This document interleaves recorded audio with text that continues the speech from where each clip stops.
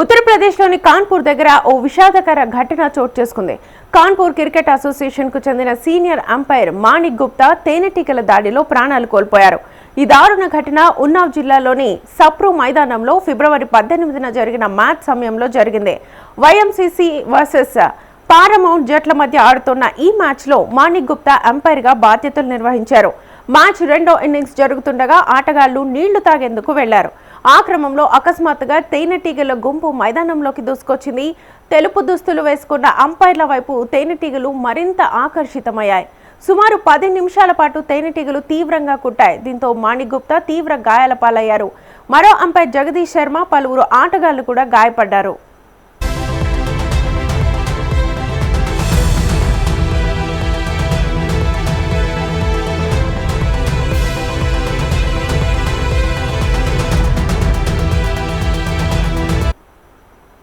తక్షణమే మాణిక్ గుప్తాను ప్రైవేట్ ఆసుపత్రికి తరలించారు. పరిస్థితి విషమంగా ఉండడంతో కాన్పూర్లోని హలెట్ ఆసుపత్రికి, తర్వాత కార్డియాలజీ ఇన్స్టిట్యూట్ కు రెఫర్ చేశారు. అక్కడ చికిత్స పొందుతూ ఆయన మరణించారని వైద్యులు ప్రకటించారు. మాణిక్ గుప్తా వయసు 65 సంవత్సరాలు. ఆయన కాన్పూర్లోని ఫీల్జానా ప్రాంతానికి చెందినవారు. గత 30 సంవత్సరాలుగా కేసీఆర్తో అనుబంధంగా అంపైర్గా సేవలు అందిస్తున్నారు. గురువారం కుటుంబ సభ్యులు, బంధువుల సమక్షంలో అంత్యక్రియలు నిర్వహించారు.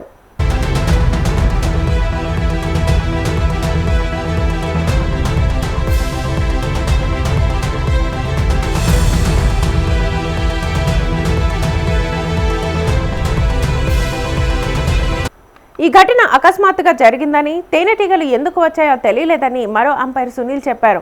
క్రికెట్ వర్గాలు, స్థానికులు మాణిక్ గుప్తా మృతిపై తీవ్ర సంతాపం వ్యక్తం చేశారు. ఈ ఘటన క్రికెట్ మైదానాల్లో భద్రతా జాగ్రత్తల అవసరాన్ని మరోసారి గుర్తు చేసింది. సాధారణంగా తేనెటీగల దాడులు అరుదైనవే అయినా ఇలాంటి అనూహ్య ఘటనలు జరిగే అవకాశం ఉంది.